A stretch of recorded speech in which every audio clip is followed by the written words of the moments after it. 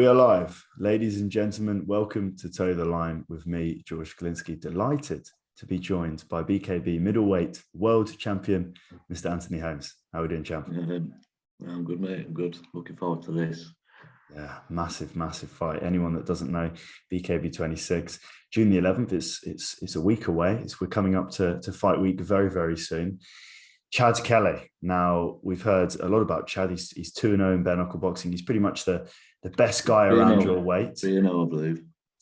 Is he 3-0? He had a Sparta fight, and then he had a fight at BYB. I'll have to check that. I think he's either 2-0. He might be 3-0. We'll see. But regardless, this guy's got a fantastic pedigree. He's an excellent fighter, and he's very aggressive. So you've got yourself a different fighter altogether in comparison to your last against Daniel Lower. So how are you feeling coming into this fight? I'm feeling good, to be honest with me. Like I say, I always know there's a chance of losing. It's boxing, and there's two in there. There's only going to be one that comes out, Victor. But I'm very confident about my ability, my IQ. I'm very confident, with my coaches. And this is sort of test what I've been looking for all along. Like I say, not look past him, enjoying what BKB is bringing to me at the minute for fights. And harder fight, more better for me. Yes, like I say, I ain't got long left in the career. I'm 37, obviously. I want to make it till about 40. But I want to leave my name on spot. And there's an opportunity there. I mean, it's the first transatlantic title fight. As I say, we're not entirely sure what that entails. Is it a new title? I think you've been told that you're defending your title, but regardless, there's an opportunity there in a very bizarre circumstance that a BYB fighter could be walking away with a BKB title. So it is that step. Does it feel like a legacy fight? It's a massive opportunity. I mean, it's first cross promotion in history, isn't it? So already there, it's going down in history, and that's just like I say, this is sort of thing I want to be a part of. But I also want to be the victor in these history fights as well. So like I said, I've left no stone unturned. I've trained my heart out. I welcome the hard fights. I welcome the challenges. I'm excited to what he does bring with his raw aggression. I think his boxing ability ain't great. But he's also got some little tricks in there. What I've seen, what's quite, little angle shifts. I've also seen quite a lot of holes as well. What I think I want to take part in taking them apart. Definitely. So, is the expectation? Well, not from your perspective, of course, you'll be boxing, but is the expectation for him to come forwards and him to, try and land with a lot of volume? He's an aggressive fighter, isn't he? Yeah, he's very aggressive. So I would fight, especially his style, what they used to over there. I should imagine, and going off his last fight, which Carl was like, I'd expect him to try put it on me early. Yeah. So, like I say, as I said, we were talking before, they usually have a feeling out, first get used to the timing and stuff like that. So I might not have this chance to feel out, just go in there and switch straight on rather than, getting me timing and stuff. And, figuring them out first round. I know you've obviously seen the BKB guys go over to BYB. So far, actually, I think only Barry Jones has succeeded in going over there. Is there any interest? It's a bit of a weird environment. Obviously, it's America, so there's a bit of traveling involved. I'd have to get used to that ring. I saw how it affected Rico. Once he got caught, where he positioned himself in ring and that. Before you know it, he were back in another corner like trapped. Very hard to watch, because I know what he put into it, and I just think he took his eye off ball for a minute, not understanding rule set over there. Yeah, and that fatally cost him. But so then he putting on a dominant display. Like I say, one punch can turn everything around, can't it? Because of course they're coming over here as well with that ring. As I say, is it something that you'd be interested in fighting in that ring? I mean, it's a new challenge. I mean, sorry, cutting you off there. I accept all challenges. Like testing myself and like where I'm at now. I've got one goal, you know, and that's to leave my name on the spot. I've got to hit that Hall of Fame, and I'm going to keep fighting until I get there. So, and only way I can do that is keep putting myself through massive tests. Definitely. So take a step back to the last fight, BKB 23 against Daniel Lowell. You retained your titles of, you know, a brilliant fight, and overall you got that third round knockout. But at the start there was a bit of a feeling out process. You've mentioned before that you always like to sort of download the information and take your time in working out what the fighter has presented to you, but it was a little slower than usual. You did take your time. So what was it exactly about Daniel Lowell that made you have to take that step back and work out what he's offering? Certain little things, staying static, stay very composed, waiting, not falling for any feints. He will go in more for counters, but usually there's a lot of leaning back, and he did none in that fight whatsoever. I wanted him planning on aiming for his head. It was just going to be his chest and his body constantly, knocking him on that back foot. So I had to, once I get that first round, I was waiting for him, to see if we're going to do any points, any feints. He wasn't doing that. Very composed, didn't fall for a lot. Then I thought, just at the end of that round, I don't know if it was a punch or a finger, mate. Originally I thought it was a finger, I said to the ref. But then I noticed my eye cut. So then I thought, right, change tactics, go in for, get up close, go in for a clinch, see where his strength is at there, so see where we're at.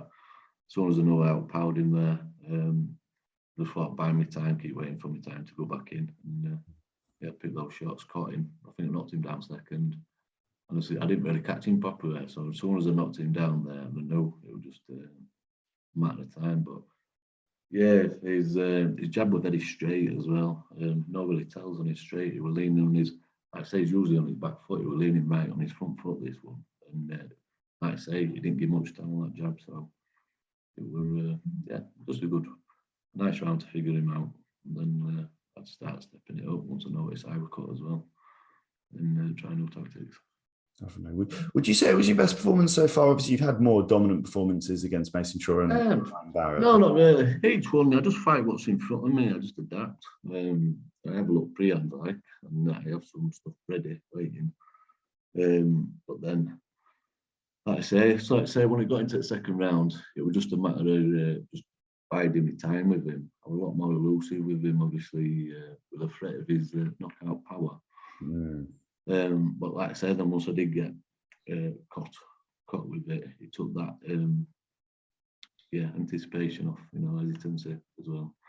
So I just thought, right, just a matter of time. And he's a good top bloke as well. I've spoken to him several times since, and I do like his style. Watched his fights back. I don't know how many times over and over. And I'm still a fan, how he's finished his opponents, especially how he did that fight against CJ Mills. Stands out a lot, doesn't it? So, I wish him all best as well. But I heard a lot of them saying rematches at the minute, which it's too early for me. If they do something spectacular, but I just want to keep progressing going forward. Hence, where we're going next. It's as I say, a massive fight, but down at the Yorkshire Gladiators, it's becoming a bit of a bare knuckle hub. I don't like to say this openly, but you've kind of overtaken Golden Team in being in the main northern bare knuckle place to be. So talk to me a little bit about the feeling in camp at the moment. Obviously, Mark Tiffin in camp for the same card. Yeah, brilliant, mate. I've just stopped doing all my coaching now, other than I've looked after Tiffin throughout the same time. And I think you're going to see a complete no Tiffin. You're going to have a bit of a shock. He's progressed that much. He's put the time and he's put the effort in.